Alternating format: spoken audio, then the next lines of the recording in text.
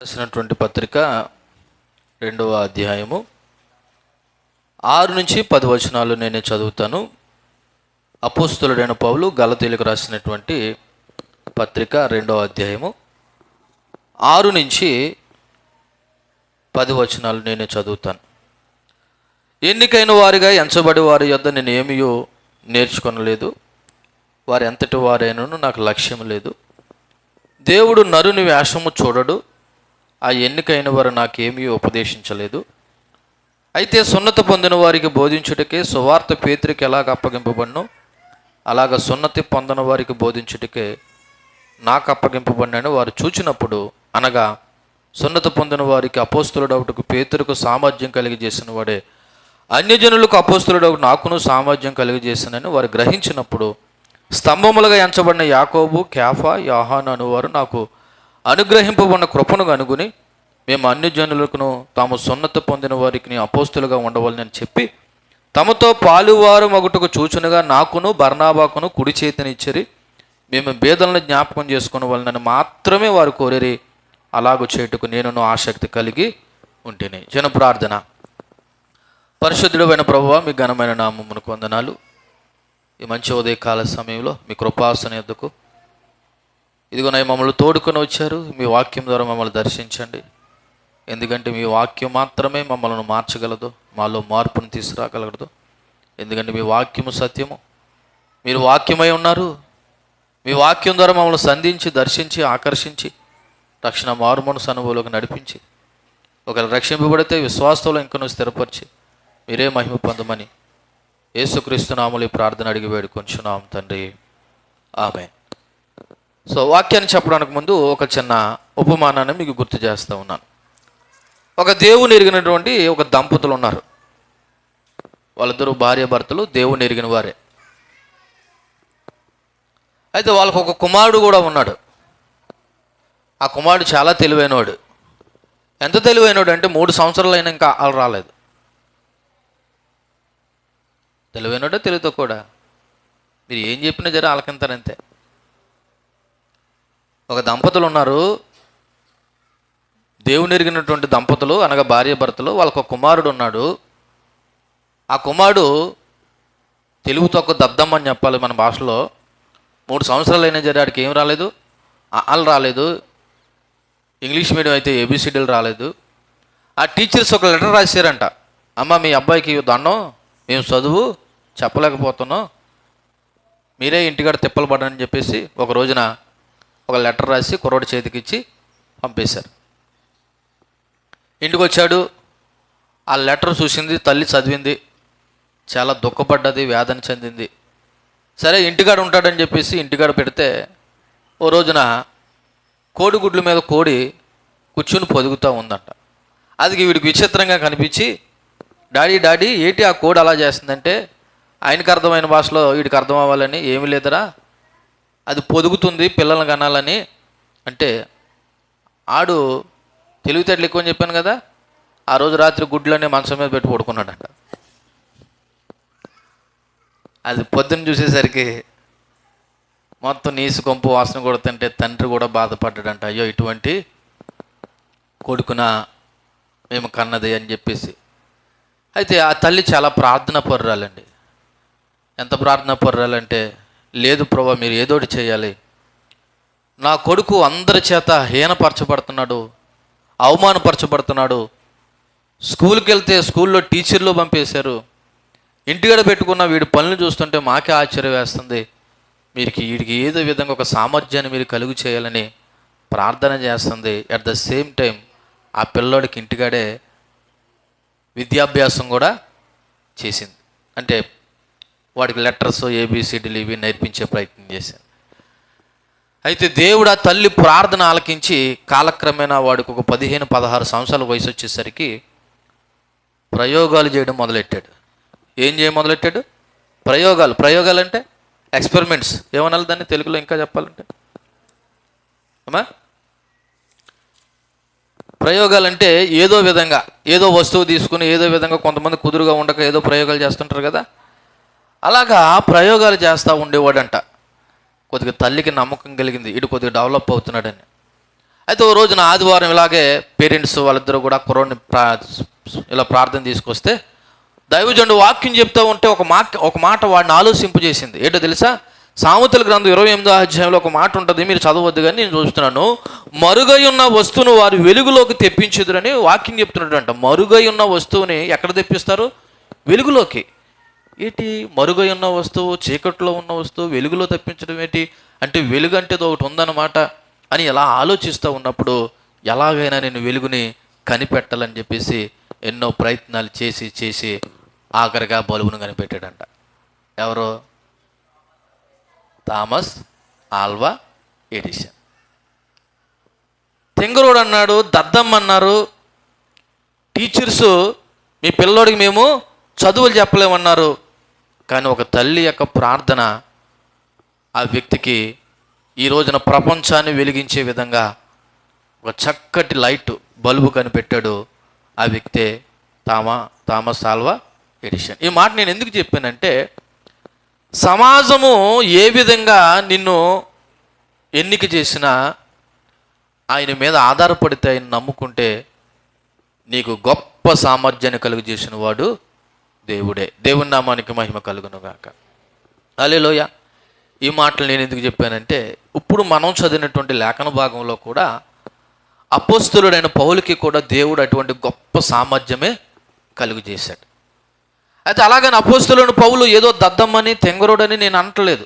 ఆయన చాలా తెలివైనడు, మంచి విద్యాభ్యాసం చేసినవాడు, మాస్టరు, ఫిలాసఫరు, ధనవంతుడు. కానీ అంత ధనవంతుడైనా, అంత గొప్పోడైనా దేవుని సువార్తను ప్రకటించడానికి సామర్థ్యం ఎవరు కలిగజేయాలి తెలుసా? దేవుడే కలిగి చేయాలి. ఆ మాట ఆయన చెప్తూ ఉంటాడు. సో ఆ మాటలు మనం ధ్యానం చేద్దాం. మొదటి నుంచి 2వ అధ్యాయము 6వ వచనంలో ఏమని రాయబడినది? ఎన్నికైన వారుగా ఎంచబడి వారి యొద్ద నేను ఏమియో నేర్చుకొనలేదు, వారు ఎంతటి వారైనను నాకు లక్ష్యము లేదు. దేవుడు నరుని వేషము చూడడు, ఆ ఎన్నికైన వారు నాకేమియో ఉపదేశించలేదు అనే మాట మాట్లాడడంలో ఉద్దేశము మీకు మరలా గుర్తు చేస్తున్నాను. మొదటి అధ్యాయంలో నుండి అపోస్తలుడైన పౌలు అపోస్తలుడు కాదు, ఆయన ఒక దొంగ అపోస్తలుడనో లేకపోతే దొంగ బోధకుడనో అబద్ధ బోధకుడనో, అంతేకాదు ఆయనకి సువార్త అనేది దేవుడు చెప్పలేదు, ఏమీ చెప్పలేదు. అంతేకాదు రకరకాల అభియోగాలు ఆ పౌలు మీద వేస్తూ ఉన్నప్పుడు పౌలు తను చెప్తున్నా, నేను ఏ సువార్తను ఏ విధంగా నేర్చుకున్నానో అని చెబుతూ, నేను ఏ అపోస్తుల దగ్గర నేర్చుకోలేదు అని మాట్లాడుతున్నాడు. ఎన్నికైన వారుగా ఎంచబడిన వారంటే అపోస్తులు అనమాట. ఎంతమంది? 12 మంది. వారి యొద్ద నేను ఏమీ నేర్చుకోలేదు, వారు ఎంతటి వారైనను నాకు, అంటే లక్ష్యం లేదంటే లెక్కలేదని కాదు అర్థం ఇక్కడ.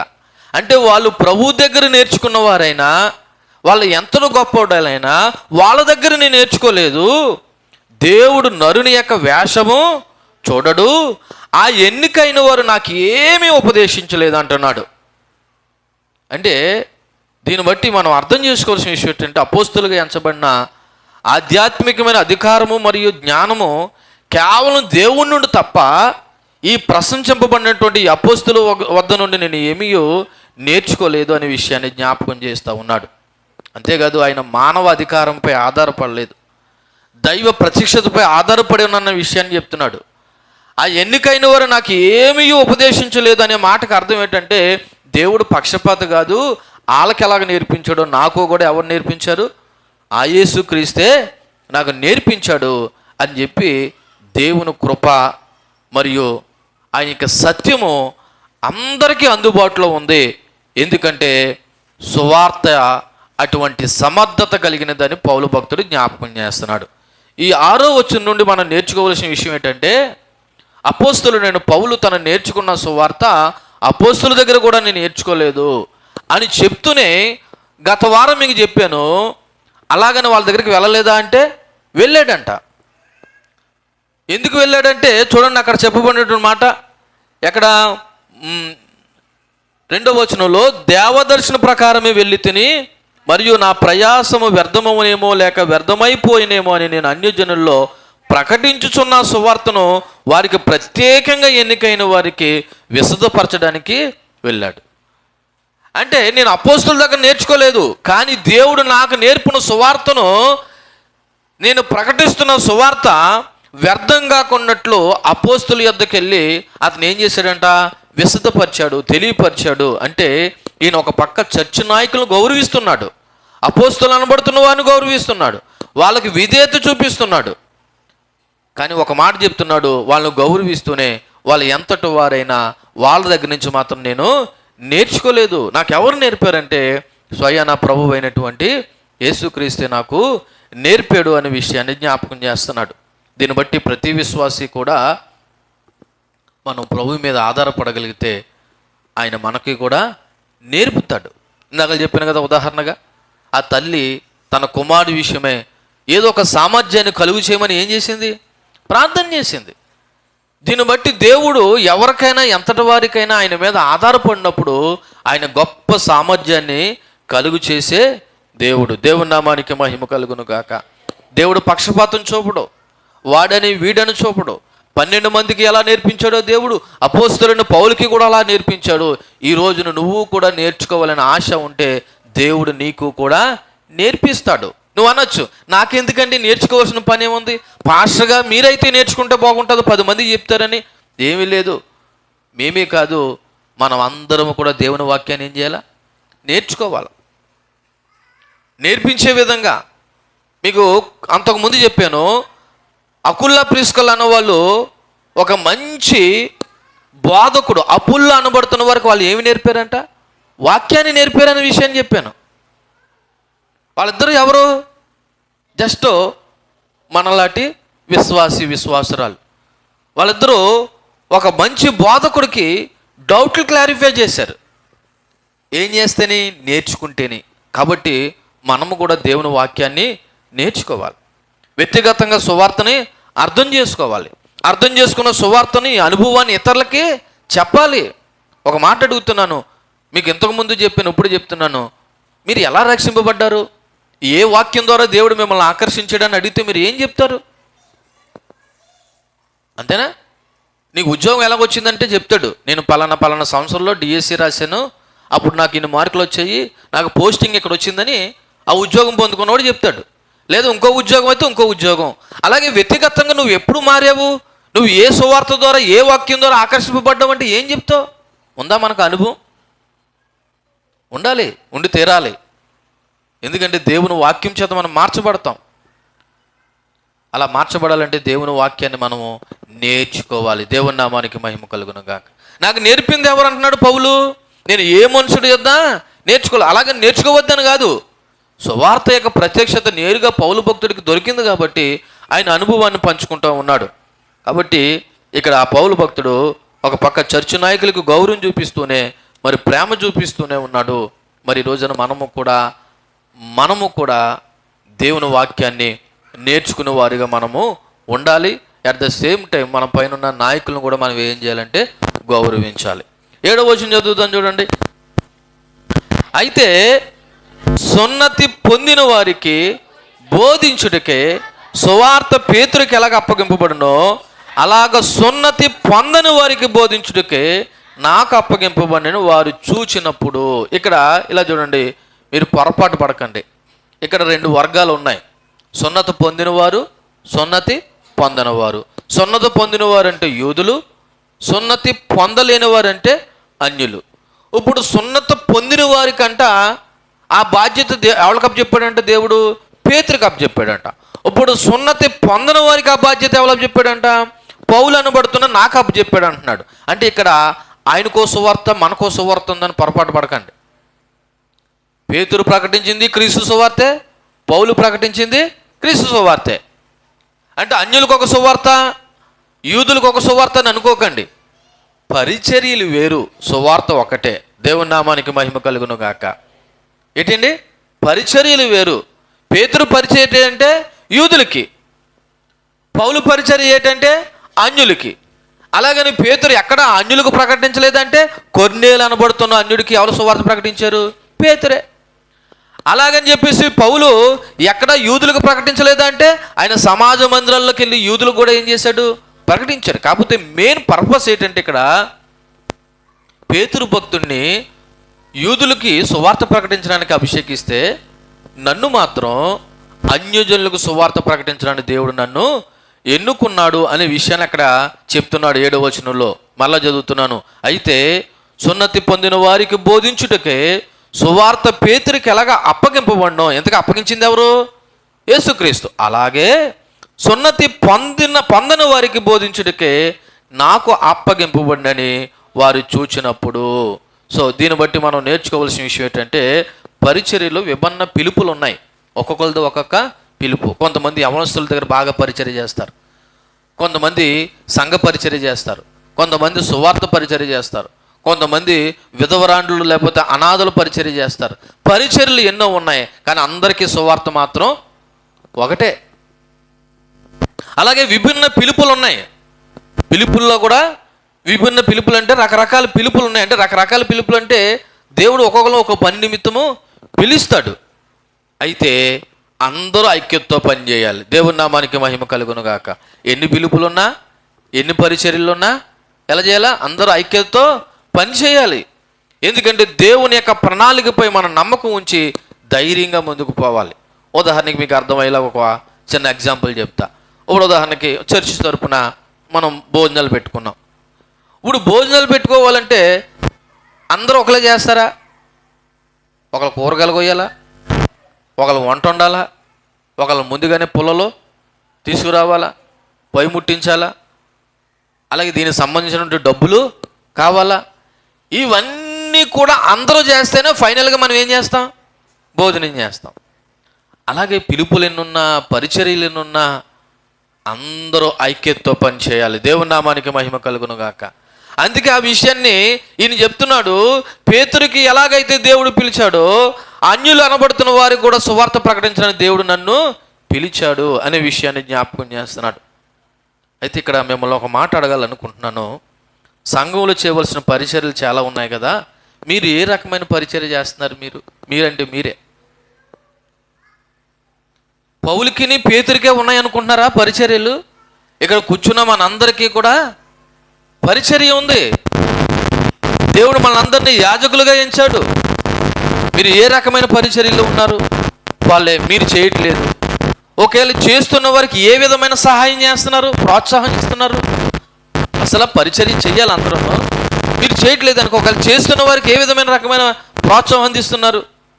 కాబట్టి ఈ సందర్భంలో సువార్తకు సంబంధించినటువంటి 2 వ్యత్యాసాలు జ్ఞాపకం చేస్తాను.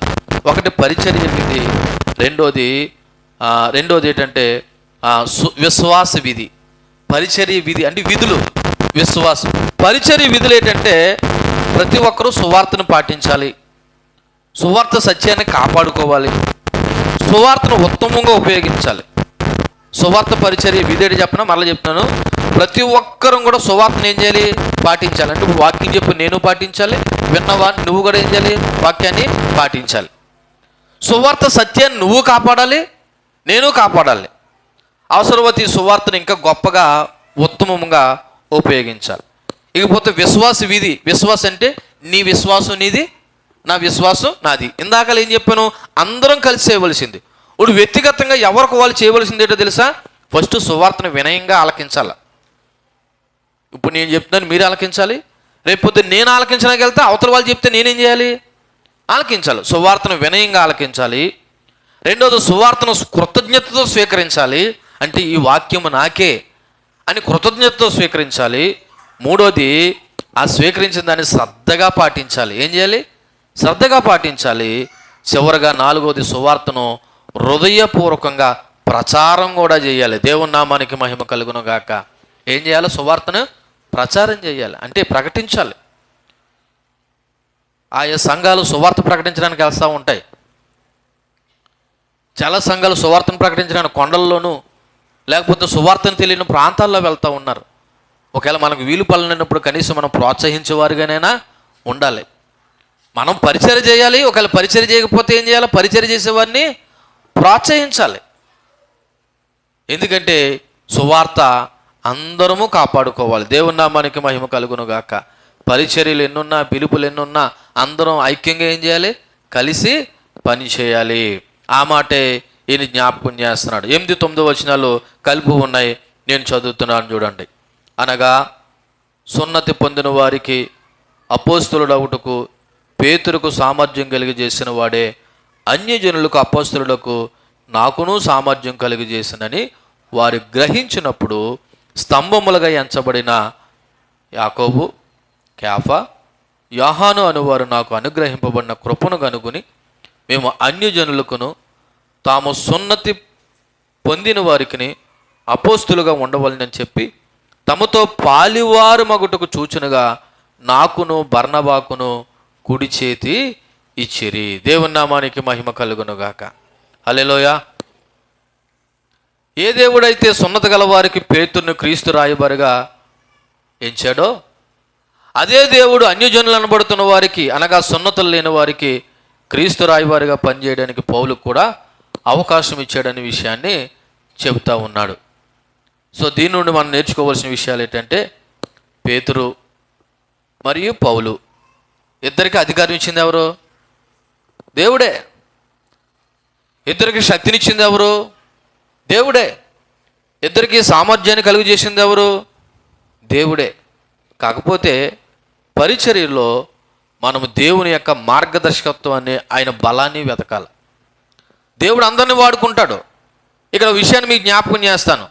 దేవుడు ఎవరిని వాడుకుంటాడు తెలుసా? పని చేసేవాడిని వాడుకుంటాడు, కానీ బద్ధకస్తులను వాడుకోడు. గమనించండి, ఇక్కడ పని చేసేవాడిని వాడుకుంటాడు కానీ బద్ధకస్తులను వాడుకోడు. దావీదు పిలిచే సమయానికి ఆయన ఏం చేస్తున్నాడు? గుడ్డి పిల్లట ఆడుకుంటాడా? గొర్రెలను కాస్తున్నాడు. సౌలు అంటే ఈ సౌలు కాదు, పాత నిబంధనలో సౌలు పిలిచే సమయానికి ఆయన ఏం చేస్తున్నాడు తెలీదా మీకు? వాళ్ళ తండ్రి గార్ధములు పోయి అని ఎతకడానికి వెళ్ళాడు. అంటే ఆయన ఏం చేస్తున్నాడు? అయినా పని చేస్తున్నాడు. ఏలి అని పిలిచే సమయానికి ఆయన ఏం చేస్తున్నాడు? ఎలీషా పిలిచే సమయానికి దుక్కు దున్నుతున్నాడు. అంటే నేను ఎందుకు ఈ మాటలు చెప్తున్నానంటే, దేవుడు ఎవరిని తన పనిలో వాడుకుంటాడంటే ఆల్రెడీ ఏదో పని చేసే వాళ్ళని వాడుకుంటాడు తప్ప సోమరపోతుల్ని, దున్నపోతుల్ని, బద్ధకస్తులను వాడుకోడు. వీడు ఇంకెందుకు పనికిరాడండి? దేవుని సేవకు అప్పగించేసానండి. ఎందుకు పనికిరాడు? ఎందుకు అప్పచెప్పేవాడు నువ్వు? అంటే పనికిరానోడు దేవుని సేవకు అప్పచెప్తావా? వీడికి చదువు అప్పలేదండి, అందుకే పాసం చేసేసానండి. దేవుడికి ఎవరు కావాలా? పనికొచ్చేవాళ్ళు అనే కంటే పని చేసేవాళ్ళు కావాలా. దేవుని నామానికి మహిమ కలుగును కాక. నిజానికి ఎవడో పనికొచ్చేవాళ్ళం కాదు, కానీ పని చేసేటువంటి మనస్తత్వం మనకే ఉండాలి. ఇప్పుడు పేతురికి సామర్థ్యాన్ని కలిగజేసింది దేవుడే, అపోస్తలుడైన పౌలుకి సామర్థ్యం కలిగజేసింది దేవుడే. కాకపోతే ఆయన మార్గదర్శకత్వాన్ని, ఆయన బలానికి మనం ఏం చేయాలంటే వెతకాలి, లోబడాలి, పనిచేయవారిగా ఉండాలి. దేవుని నామానికి మహిమ కలుగును గాక. రెండోది, పిలుపులో విశ్వాసపాత్రులుగా నమ్మకంగా మనం ఉండాలి. దేవుడు ఒకసారి పిలిచాడంటే ఆ పిలుపులో ఎలా ఉండాలి? నమ్మకంగా ఉండాలి. ఇక్కడ ఒక మాట చెప్తున్నాను, మంచి మాట గుర్తుపెట్టుకోండి. నేటి దినాలలో దేవుడికి ఎవరు కావాలంటే నమ్మకస్తులు కావాలండి. దేవుని నామానికి మహిమ కలుగును గాక. ఎవరు కావాలి దేవుడికి? నమ్మకస్తులు కావాలి. ఈమెకి పని అప్ చెప్తే, ఈయనకి పని అప్ చెప్తే వీళ్ళ నమ్మకంగా పనిచేస్తారంటే నమ్మకము దేవుడు కలిగించాలి. అటువంటి నమ్మకమైన వారిగా మనము జీవించాలి. దేవుని నామానికి మహిమ కలుగును గాక. ఆయన ద్వారా పనిచేస్తున్నామని నమ్మాలి. సువార్తను అందరితోనూ పంచుకోవడానికి సిద్ధంగా ఉండాలి. అంతేకాదు, మరి నేడు మనము కూడా దేవుడు ఒక నిర్దిష్ట పిలిపిచ్చాడని మనం కూడా సువార్త పనిలో పాలుభాగస్తులం కావాలి. దేవుని నామానికి మహిమ కలుగును గాక. హల్లెలూయా. గుర్తుపెట్టుకోండి, ఇంతకుముందు చెప్పాను, ఇప్పుడు చెప్తున్నాను, సంఘమే సంఘాన్ని డెవలప్ చేయాలి, పాస్టర్ గారు కాదు. దానికి ఉదాహరణగా ఏం పేను?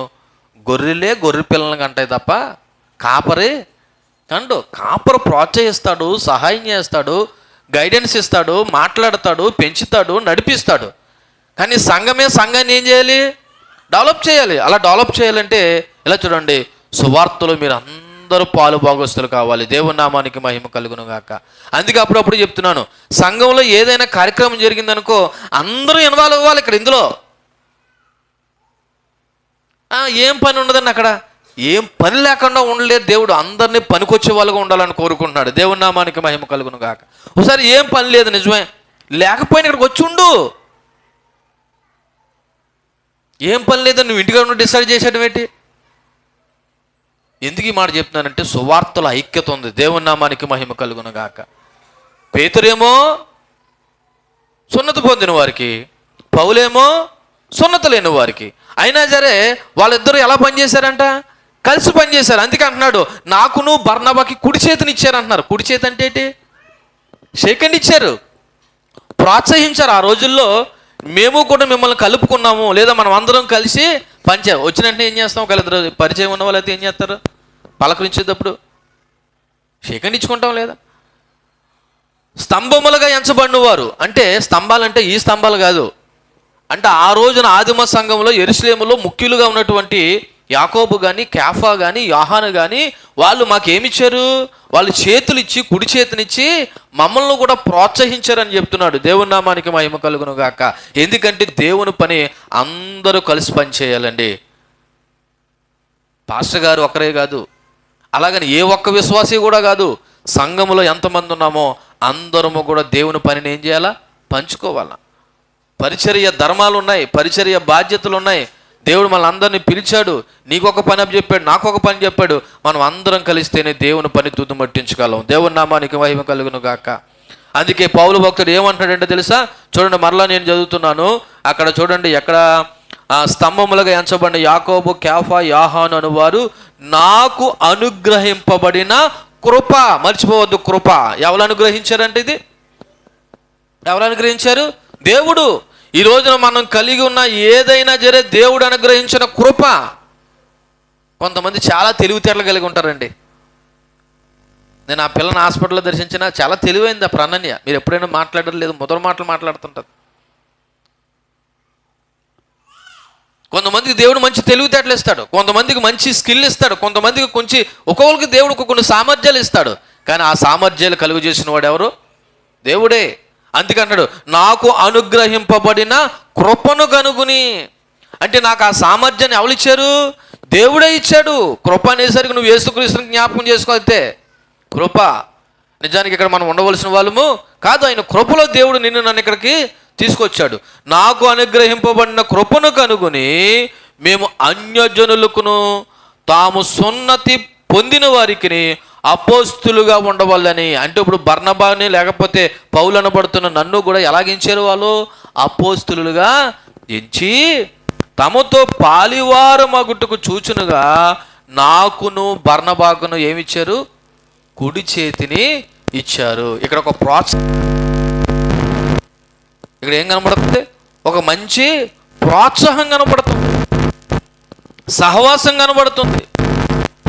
అంతేకాదు, అన్యులు అనబడుతున్న వారికి యూదులు అనబడటం మధ్య అడ్డంకులు ఆటంకాలు తొలగిపోయే విధంగా దేవుడు ఒక గొప్ప ఐక్యతను కూడా ఇచ్చాడు. దేవుని నామానికి మహిమ కలుగును గాక. పౌలు బర్నబాలు అన్యులకు ప్రకటించమని నియమించబడ్డారు. సువార్త అన్ని దేశాలకు చేరుతుందనే ప్రవచనాన్ని వీళ్ళు ఒక రకంగా నెరవేర్చారు. అందుకే దేవుడు ప్రారంభంలో అపోస్తుల కార్యాలు అంటాడు, మీరు యోదయ, సమరయ, గల్లియ. చదవండి ఒకసారి 1వ అధ్యాయము 8వ వచనం. ఆయనను పరిశుద్ధాత్మ మీ మీదకు వచ్చినప్పుడు మీరు శక్తి నొందుదురు గనుక మీరు యెరూషలేములోను యోదయ, సమరయ దేశములందటను బూదిగంతముల వరకును. ఫస్ట్ ఎక్కడ? యెరూషలేములోను, యోదయలోను, సమరయలోను, తర్వాత బూదిగంతముల వరకును. మరి యూదులు అనబడుతున్న వారు ఎక్కడ ఉన్నారు? యెరూషలేములో ఉన్నారు, యోదయ సమరయ ప్రాంతంలో ఉన్నారు అనుకుందాం. మరి బూదిగంతల వరకు ఈ సువార్త వెళ్ళాలంటే మరి అన్యులు కూడా సువార్త ఒకరు ప్రకటించాలి కదా. అలా ప్రకటించడానికి దేవుడు నన్ను ఎన్నుకున్నాడు. మమ్మల్ని కూడా అపోస్తులుగా ఎంచి వాళ్ళు కుడి చేతిని మాకు ఇచ్చారనే విషయాన్ని జ్ఞాపకం చేస్తూ ఉన్నాడు. ఓ రకంగా దేవుని యొక్క ప్రవచనం నెరవేర్చబడ్డది. యెషయా గ్రంథం 49:6వ వచనంలో ఉన్న ప్రకారము దేవుని యొక్క ప్రవచనం కూడా నెరవేర్చబడ్డది. కాబట్టి దీని నుండి మనం నేర్చుకోవాల్సిన విషయాలు ఏంటంటే, క్రీస్తు శరీరంలో ఐక్యత ఉంది అనే విషయాన్ని మనకు బోధిస్తూ ఉంది. అంతేకాదు, పౌలు దేవుని కృపను గుర్తించాడు. ఎవరు కృపను గుర్తించాడు? దేవుని యొక్క కృపను గుర్తించాడు. అంతేకాదు, దేవుని పరిచర్యలో మనము జవాబుదారీ వాళ్ళుగాను, అంటే అకౌంటబిలిటీని, సహవాసం చాలా ముఖ్యమైనదిగా ఎంచాలి. దేవుని నామానికి మహిమ కలుగును గాక. హల్లెలూయా. ఈ నేర్చుకున్నటువంటి 8-9 వచనాల్లో పౌలు భక్తుడు ఏమని చెప్తున్నాడు తెలుసా? నేను అన్యజనులకు సువార్త ప్రకటించడానికి దేవుడు నాకు అనుగ్రహించిన కృపను వాళ్ళు కనుగొన్నారు. ఇప్పుడు ఇక్కడ ఒక మాట అడుగుతున్నాను మిమ్మల్ని, మీలో భక్తిపరులని దేవుని బిడ్డలని అవతల వాళ్ళు కనుగొనే విధంగా మన జీవితాలు ఉండాలి. దేవుని నామానికి మహిమ కలుగును గాక. ఇప్పుడు పౌలుకి ఆ కృప అనుగ్రహించాలని ఎవరు గ్రహించారంట? పేతురు, యాకోబు, యోహాను ఏం చేశారంట? స్తంభములుగా ఉన్నవారు మాలో కనుగొన్నారు. మరి ఈరోజు నిన్ను చూసి ఈమెలో దేవుని యొక్క లక్షణాలు మెండుగా ఉన్నాయి, దేవుని స్వభావం ఉంది అని అవతల వాళ్ళు మనం కనుగొనాలి. అలా కనుగొన్న వాళ్ళే సహవాసం చేస్తారు నీతో నాతో. మనలో దేవుని లక్షణాలు లేవనుకోండి, నిజంగా దేవుడి లక్షణాలు ఉన్నవాడు మనతో సహవాసం చేయడు. నీకు అర్థమైందా? నీకు విషయం చెప్పనా? ఇద్దరు సహవాసం చేశారంటే ఆడి లక్షణాలు వీడికైనా ఇష్టం ఉండాలా, వీడి లక్షణాలు ఆడికైనా ఇష్టం ఉండాలి. ఇద్దరు ఫ్రెండ్స్ అయ్యారంటే వాడి టేస్టులు వీడికైనా అర్థం అవ్వాలా, వీడి టేస్టులు వాడికైనా అర్థం అవ్వాలి. ఇద్దరు ఆపోజిట్ క్యాండిడేట్లు సహవాసం చేయలేరు. ఇప్పుడు దేవుని బిడ్డలతో సహవాసం చేయాలంటే దేవుడి లక్షణాలు నీలో కూడా ఉండాలి. అలా ఉండాలంటే అవతల వాళ్ళు గ్రహించే విధంగా నువ్వు ఉండాలి. స్తంభములుగా ఎంచబడిన వారు మాలో ఆ లక్షణాన్ని, ఆ కృపను కనుగొని మాకు కుడి చేయనిచ్చారు. మరి ఇక్కడున్న మనము కూడా దేవుని గుణ లక్షణాలు మనలో ఉన్నాయా? ఆ లక్షణాలు మనలో ఉన్నట్టుగా అవతల వారు గ్రహించే విధంగా మనం ఉన్నామా అన్నది జ్ఞాపకం చేసుకుందాం. దేవుని నామానికి మహిమ కలుగును గాక. హల్లెలూయా. చివరిగా 10వ వచనాన్ని నేను చదివే ప్రయత్నం చేస్తున్నాను. చూడండి, మేము పేదలను జ్ఞాపకం చేసుకున్నామని మాత్రమే వారు కోరిరి, అలాగూ చేయుటకు నేను ఆసక్తి కలిగి చివరిగా కుడి చేయి ఇచ్చారంట. ఎవరో? స్తంభములుగా ఎంచబడ్డ కుడి చేయి ఇవ్వడం అనే దానికి అర్థం ఏంటంటే వాళ్ళు ఒక మంచి సహకారం అందించారు. నేను ఇందాక అడిగాను, మిమ్మల్ని అడుగుతున్నాను ఇప్పుడు మరలా, మనం ఎవరికి సహకారంగా ఉంటున్నాం? ఏ పనికి సహకారంగా ఉంటున్నాం? ఏ పరిచర్యకి సహకారంగా ఉంటున్నాం? ఇక్కడ ఒక ప్రశ్న అడగాలి మిమ్మల్ని. సహాయం చేయడానికి మా దగ్గర ఏముందండి? అబద్ధం ఆడకు. సహాయం చేయడానికి నీ దగ్గర ఏమీ లేదని అనుకో. నీకంటే దీనులు, నీకంటే దరిద్రులు ఉన్నారు, వాళ్ళకి మనం సహాయపడాలి. ఎప్పుడు మన గురించి ఆలోచన చేస్తున్నాం. ఈ మాట ఎందుకు జ్ఞాపకం చేస్తున్నాం తెలుసా? వీళ్ళు కుడి చేయి ఇచ్చిన తర్వాత పేతురు, యాకోబు, యోహానులు పౌలు, బర్నబాకి ఒక సలహా ఇచ్చారు. ఏంటో ఆ సలహా? 10వ వచనంలో, మేము పేదలను జ్ఞాపకం చేసుకున్న వాళ్ళని మాత్రమే వాళ్ళు కోరేది. అంటే పరిచర్యకు ఇప్పుడు ఎవరిని జ్ఞాపకం చేసుకోవాలా? దేవుడి పనిలో ఎవరిని జ్ఞాపకం చేసుకోవాలా? మీరు అనొచ్చు, మేమే పెద్ద పేదలం అండి, మాకంటే పేదలు ఉన్నారని అనకండి. అంటే దేవుని యొక్క సువార్త తీసుకెళ్ళేటప్పుడు పేతురు ఏమని చెప్పాడంటే, యోదయ ప్రాంతంలో ఉన్న యోధ క్రైస్తవుల్ని, బేదల్ని మీరు జ్ఞాపకం చేసుకోండి, వాళ్ళ అవసరాలను జ్ఞాపకం చేసుకోండి. అక్కడ ఉన్న బేదల్ని మీరు వాళ్ళ అవసరాలు జ్ఞాపకం చేసుకుని వాళ్ళ సహాయం చేయండి అన్నారు. అది కూడా పేతురికి ఇష్టమని కాబట్టి నేను కూడా అలాగూ చేయటకు ఆసక్తి కలిగి ఉన్నాను అంటున్నాడు. అంటే ఇప్పుడు దేవుని సువార్త పరిచర్యలో ఎవరిని జ్ఞాపకం చేసుకోవాలి? మనము ఏం చేసుకోవాలి? ఎవరిని? బేదలను జ్ఞాపకం చేసుకోవాలి. మీరు ఏ బేదను జ్ఞాపకం చేసుకున్నారు? వ్యక్తిగతంగా జ్ఞాపకం చేసుకుని ఒకసారి, నేను నెలనండి పలానా బేదవాడికి ఇంత సహాయం చేస్తున్నానండి అని చెప్పండి. ఎవరైనా ఒకవేళ మీరు ఏమైనా చేస్తున్నారేమో. సువార్త పరిలో మనం ఎవరిని జ్ఞాపకం చేసుకోవాలంట? మరి ఎవరిని జ్ఞాపకం చేసుకోవాలంట? బేదల్ని, లేని వారిని జ్ఞాపకం చేసుకోవాలా. ప్రతిరోజు కాకపోయినా కనీసం ఆయా సందర్భాల్లోనైనా, మన ఇంట్లో జరిగేటువంటి శుభకార్యాల సందర్భంలోనైనా. నాకు తెలియగలుగుతాను, మనం డబ్బులు పెట్టి డబ్బులు ఖర్చు పెట్టి భోజనాలు పెడతాం, కానీ ఏనాడైనా దిక్కులేని వారికి భోజనాలు పెట్టే సందర్భం ఉందా? మనకి లేని వారికి సహాయం చేసిన సందర్భాలు ఉన్నాయా? అవసరమైతే అప్పులు ఇచ్చిన సందర్భాలు ఉన్నాయి. ఆ అప్పులు కూడా ఎందుకు ఇస్తున్నామంటే వడ్డీకి ఇస్తున్నాం కాబట్టి, అందులో సహాయం లేదు. దేవుని సంగమా, దేవుని బిడ్డలారా, మీరు గుర్తుపెట్టుకోండి, మనము బేదలకు సహాయపడాలి. నమ్మిన వారు దేవుని స్తోత్రం చెప్పండి. ఎవరికి సహాయపడాలి? బేదలకు సహాయపడాలి. సువార్త సత్యం అది మనకు నేర్పుతుంది. ఈ గంభీరమైన సువార్త పరిచర్యలో బేదలకు సహాయం చేయాలనేటువంటి మాట ఇది ఎంతో ముఖ్యమైనది, ప్రాముఖ్యమైనది. మన మొట్టికి మనం తినేయడమే కాదు, బేదలకు కూడా ఆదుకోవాలి, సహాయపడాలి. అవసరమైతే వాళ్ళ కొరకు మన సంపాదనలో కొద్దిగా కేటాయించాలి. నా కంటికి ఎవరు బేదోళ్ళు కనపడలేదండి. కనపడలేదు మీ కంటికి ఎవరు బేదోళ్ళు? కనపడకపోతే చెప్పండి, నాకు ఇవ్వండి, నేనైనా పంపిస్తాను. చాలామంది ఉన్నారు బేదలు. తినడానికి తిండి లేని వాళ్ళు. ఇక్కడ ఒక విషయాన్ని మీకు గుర్తు చేస్తాను. ఒకడు అంటున్నాడంట, ఏమన్నాడు తెలుసా? తను బుక్ చేసుకున్నటువంటి రూమ్కి ఆ శీతాకాలంలో ఆ ఫ్లోర్ మీద కార్పెట్లు వేయలేదని, దుప్పట్లు వేయలేదని అడుగుతూ ఉంటే అక్కడ వాచ్మెన్ తనం చేసే వ్యక్తి అన్నాడంట, అయ్యా నువ్వు ఫ్లోర్ మీద దుప్పట్లు వేయలేదని అడుగుతున్నావు, నాకు మెట్ల దగ్గర వణికేటువంటి బీదవాళ్ళు కనపడ్డారు, అందుకే దుప్పట్లు తీసుకెళ్ళి ఎవరికి ఇచ్చేసాను.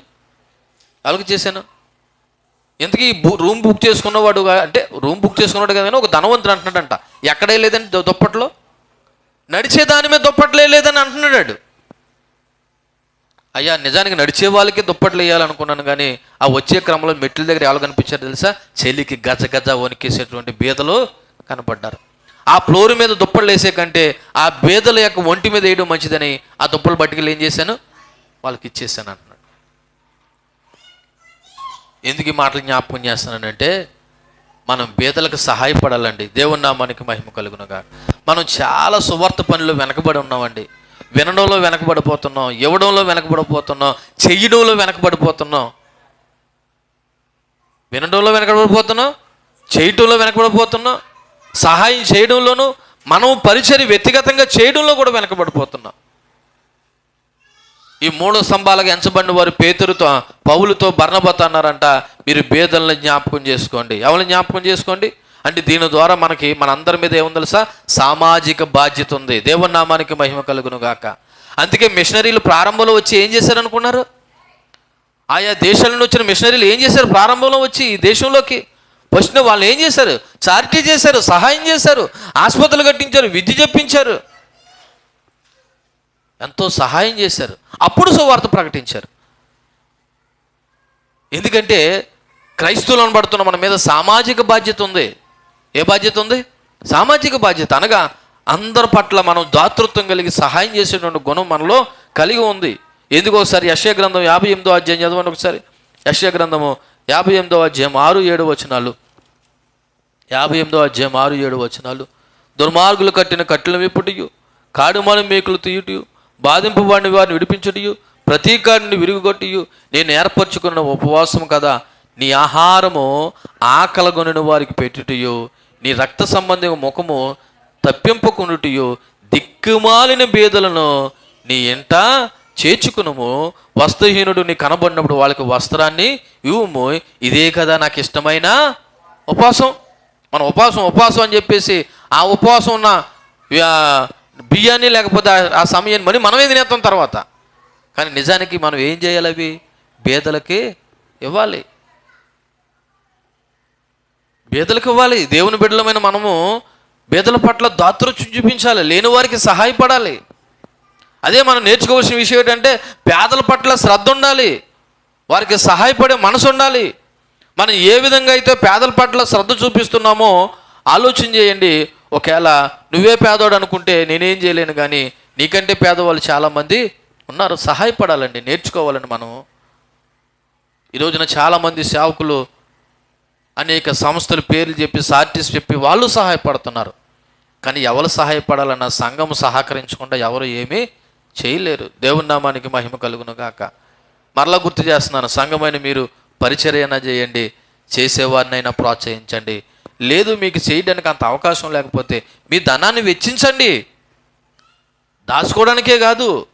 మీకు విషయం చెప్పనా, మనం దేవుని పేరట ఖర్చు పెట్టే ప్రతి ధనం ఎక్కడ జమ అవుతుందని చెప్పాను మీకు ఒకసారి. ఎక్కడ? పరలోకంలో జమ అవుతుంది. ఎక్కడ జమ అవుతుంది? దేవుని పేరట ఖర్చు పెట్టేది. నీ సొంతంగా ఖర్చు పెట్టే దాని గురించి కాదు నేను మాట్లాడేది, దేవుని పేరట ఖర్చు పెట్టేది. ఈ రోజున సంఘంలో ఏదైనా కార్యక్రమం జరిగితే అయ్యగారు మొత్తం అంతా నేనే పెట్టుకుంటానని వాళ్ళు కూడా ఉన్నారు. మనకంత స్తోమత లేకపోయినా ఇవ్వడానికి ముందు ఉండాలండి. దేవుని నామానికి మహిమ కలుగును గాక. నేను ఇవ్వడానికి ముందున్నది నా గురించి అంటలేదు, బీదల పట్ల సహాయం చేయడానికి గురించి మాట్లాడుతున్నాను. దాతృత్వం చేయాలనే మనసు గురించి మాట్లాడుతున్నాను. సేవలో, సువార్తలో బీదలను కూడా జ్ఞాపకం చేసుకోవాల్సిన బాధ్యత ఉంది. మనం అందరము కూడా సువార్త పనిలో ఏకమైనప్పుడు మనము కూడా ఇతరులకు సహాయపడేటువంటి లక్షణాన్ని కలిగి ఉంటాం. దేవుని నామానికి మహిమ కలుగును గాక. నేను ముగించే ప్రయత్నం చేస్తూ ఉన్నాను. ఇంతవరకు చెప్పిన వాక్యాన్ని ఒకసారి గుర్తు చేసి, అపోస్తలుడైనటువంటి పౌలు భక్తుడు తనకి ఏ విధంగా సువార్త ప్రకటించబడ్డదో లేదా అప్పగించబడ్డదన్న విషయాన్ని గుర్తు చేస్తూ, నేను ఎన్నికైన వారి దగ్గరికి వెళ్ళి నేర్చుకోలేదు, దేవుడు మనుషుని యొక్క ముఖము అనగా నరుని వేషము చూడడు, దేవుడే నాకు నేర్పించాడనే విషయాన్ని గుర్తు చేస్తూ, ఇదిగో అన్యజనులకు సువార్త ప్రకటించడానికి నాకు అవకాశం ఇచ్చాడు, యూదులకు సువార్త ప్రకటించడానికి పేతురుకి అవకాశం ఇచ్చాడు. ఆయనకి సామర్థ్యం కలుగు చేసిన వాడు ఆయనే, నాకును సామర్థ్యం కలుగు చేసిన వాడు ఆయనే అనే విషయాన్ని చెప్పినప్పుడు ఆ కృపను పేతురు యోహానులు కనుగొని పౌలు బర్నబాలకి ఏమి ఇచ్చారంట? కుడి చేయిని ఇచ్చారంట. ఇస్తూ ఒక సలహా ఇచ్చారు. ఏంటో తెలుసా? మీరు ఎక్కడ సువార్త ప్రకటించడానికి వెళ్ళినా బేదల్నే జ్ఞాపకం చేసుకోండి. ఆ విధంగానే పౌలు కూడా చాలామంది బేదల్ని జ్ఞాపకం చేసుకున్నాడు. సందా పోగేసి యెరూషలేం పంపించేవాడు. ఎవరు? పౌలు.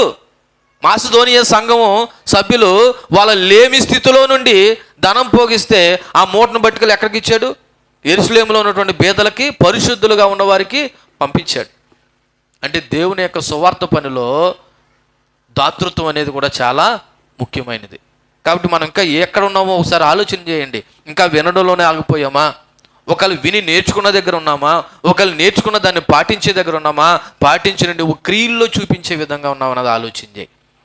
నేర్చుకోవాలి. నేర్చుకున్న దాన్ని మనం ఏం చేయాలి? పాటించాలి. పాటించే దాన్ని మనం ఏం చేయాలంటే క్రియల్లో చూపించాలి. ఏం చూపించాలి?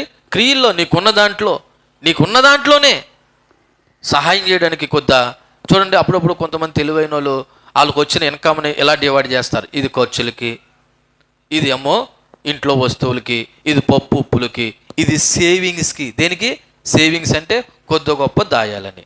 నేనేమంటున్నానంటే సేవింగ్స్తో పాటు కొంత బేదలకు కూడా పక్కనెట్టండి. ఎంతో వద్దు, రోజు కనీసం నీకు వచ్చే సంపాదనలో ఇంత పర్సంటేజ్ అనలేను కానీ మనం సహాయం చేయగలిగిన విధంగా కూడా బేదలకు పక్కన ఎట్టగలిగితే, మీకు విషయం తెలుసా? మీరు అనొచ్చు మేమే పెద్ద బేదోళం అని, కానీ మాసిదోనియ సంఘం వాళ్ళు ఇంకా బేదోళ్ళంట, కటికి బేదలంట. అలాంటి వాళ్ళు ఏం చేశారు తెలుసా? వాళ్ళు ఇతరులకు సహాయపడాలని వాళ్ళు లేమి స్థితిలో వాళ్ళు ఎంతో ఉపయోగకరంగా పౌలు భక్తుడికి వాళ్ళు సహాయం చేశారు. దేవుని నామానికి మహిమ కలుగును గాక. హల్లెలూయా, హల్లెలూయా. ఒకసారి చదవనా? కొరింథీయులకు రాసినటువంటి 2వ పత్రిక 8వ అధ్యాయము చదవండి ఒకసారి. కొరింథీయులకు రాసినటువంటి 2వ పత్రిక 8వ అధ్యాయము నేను చదువుతూ ఉన్నాను. సహోదరులారా, మాసిదోనియ సంఘములో అనుగ్రహింపబడిన దేవుని కృపను గురించి మీకు తెలియజేయుచున్నాను. ఎలాగనగా వారు బహుశ్రమల వలన పరీక్షింపబడగా అత్యధికంగా సంతోషించారు. వాళ్ళకు వచ్చిన చాలా శ్రమలు వచ్చాయంట. అయినా ఏం చేశారంటే బాధపడ్డారా? సంతోషించారా? సంతోషించరి. తర్వాత మరియు వారు నిరుపేదలంటే కనీస అవసరాలు తీర్చుకోలేని వారు నిరుపేదలు అంటారు. అలా నిరుపేదలైనను వారి దాతృత్వం అంటే సహాయం చేసే గుణము బహుగా విస్తరించెను. చూడండి, వాళ్ళకంటే నిరుపేదలమా మనం? మాసిదోనియ సంఘం వాళ్ళంట నిరుపేదలంట, అయినా సరే వాళ్ళు దాతృత్వము బహుగా విస్తరించెను. అంటే సంఘం ఏం చేయాలన్నమాట? ఇప్పుడు చెప్పండమ్మా, మీరు అలా చూస్తున్నారు. ఎవరి గురించి అనుకుంటున్నారు మీరు? మీ గురించిగా చెప్తున్నాను ఈ మాట, నా గురించిగా చెప్తున్నాను. మనం నిరుపేదలో ఉన్నా లేకపోతే ఏ స్థితిలో ఉన్నా దాతృత్వం సహాయం చేయాలి. సువార్త పనిలో మనం పాలుభాగస్తులు కావాలి. అలా చేయడం ద్వారా మన సంపద దేవుడి దగ్గర జమ అవుతుంది. దేవుని నామానికి మహిమ కలుగును గాక. మారుదాం. మన గురించి, మన తిండి, మన బతుకు ఇదే కాదు, లేనివారి విషయంలో కూడా శ్రద్ధ కలిగి ఉందాం. మీకు విషయం చెప్పిన ఈ మాట చెప్పి ముగిస్తాను. మత్తయి సువార్తలో ఉంటుంది. ఓ రోజున దేవుడు కుడి పక్కన ఉన్నవాడిని ఎడం పక్కన ఉన్న వాళ్ళు ఏం చేశాడంట? డివైడ్ చేశాడు. కుడి పక్కన ఉన్నవాడిని ఎడం పక్కన ఉన్న డివైడ్ చేసి పిలుస్తున్నాడు. నాకు ఆహారం లేనప్పుడు ఆహారం పెట్టారు, వస్త్రాలు లేనప్పుడు వస్త్రాలు ఇచ్చారు, సరసాల్లో ఉన్నప్పుడు పరామర్శించారు, రోగం ఉన్నప్పుడు నాకు పండ్లు ఇచ్చారు. అంటే కుడి పక్కన ఉన్నవారు అన్నారు, అయ్యా నేను ఇప్పుడు ఇచ్చావు మీకు, నువ్వెప్పుడు వస్త్రం లేకుండా ఉన్నావు, నువ్వెప్పుడు ఆకలిగా ఉన్నావు, లేకపోతే నువ్వెక్కడెప్పుడు ఉన్నప్పుడు దేవుడు అని తెలుసా, మిక్కులు అలుపులైన ఈ నా సహోదరులు ఒకరికి చేశారు కాబట్టి నాకు చేసినట్లే అన్నాడు. అంటే దీన్ని బట్టి మనం ఏం చేయాలా? సహాయం చేయాలి కదా. సో అటువంటి గుణం మనం నేర్చుకుందామండి. మనకున్న దాంట్లోనే ఇమ్మని అడుగుతున్నాను. నిరుపేదలైన మాసిదోనియ సంఘంతో పోల్చుకుంటే నిజంగా మనం చాలా మట్టుకి గొప్పవారమనే చెప్పాలి, ధనవంతులమనే చెప్పాలి. ఎందుకని మన సమృద్ధితో దేవుడు నింపుతున్నాడని చెప్పాలి. దేవుని నామానికి మహిమ కలుగును గాక. హల్లెలూయా. కాబట్టి నేర్చుకుందాం. ఆయన కృప మనకిచ్చాడు, ఆయన సామర్థ్యం మనకిచ్చాడు. సామర్థ్యం కలుగు చేసిన దేవుడికి మనం రుణస్థులై ఉందాం. దేవుడు ఒక్కొక్కరికి ఒక గొప్ప స్థితిలో ఉంచుతున్నాడు. అది ఏదో విధంగా గవర్నమెంట్ ఉద్యోగమో, ప్రైవేట్ ఉద్యోగమో, ఏదో స్థితిలో మనం ఈ రోజున సంపాదించుకునే సామర్థ్యాన్ని దేవుడిచ్చి ఆరోగ్యం ఇచ్చినప్పుడు, క్షేమం ఇచ్చినప్పుడు మనము కూడా దేవుని కొరకు ఖర్చు పెడదాం. దేవుని నామానికి మహిమ కలుగును గాక. అటువంటి స్థితిలోకి నడిపించిన దేవునికి మనం కృతజ్ఞతాస్తుతులు చెల్లిస్తూ, మనము కూడా బీదలు అనబడుతున్న వారికి సహాయం చేసి, అటు సామర్థ్యాన్ని కలుగు చేసిన దేవుడికే మనం రుణస్థులు అవుతూ దేవుని నామాన్ని మహింపరిచే ఉందాం. దేవుడి మాటలు మన వెనుకల్లో దీవించి ఫలింపజేయనుగాక. ఆమేన్. కళ్ళు మూసుకోండి. దేవుని స్తుతిద్దాం, ఆరాధిద్దాం, దేవుని నామాన్ని మహింపరిద్దాం. హల్లెలూయా. మోకరించండి.